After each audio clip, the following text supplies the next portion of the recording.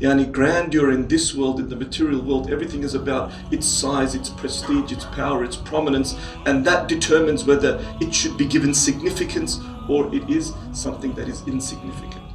Inna Allah la yastahyi. Allah says Allah does not disdain, He does not shy away from giving what? An example of something that may seem insignificant, like this mosquito, like this gnat.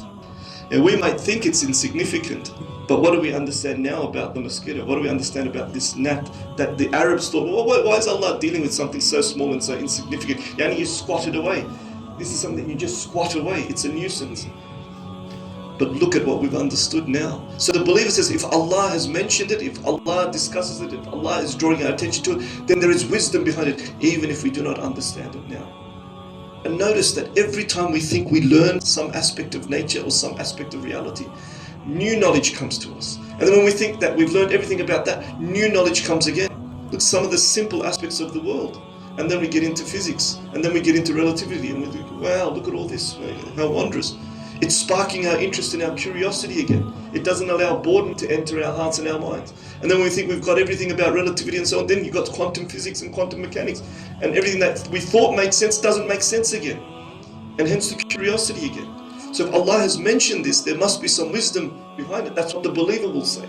But the one whose heart is always filled with criticism and skepticism, whose heart is always filled with doubt, whose heart can never accept a greater authority, that is the nafs. It does not want to accept a greater authority that it has to submit to. Will always have skepticism. Well, what does Allah mean by this?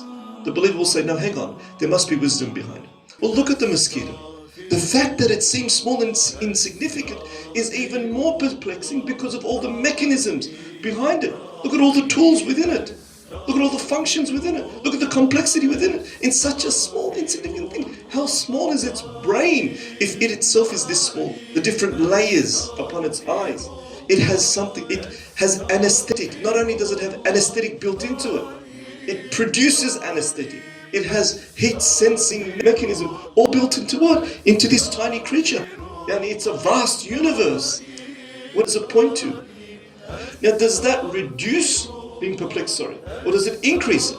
It increases it. How can such a small creature contain such wonders?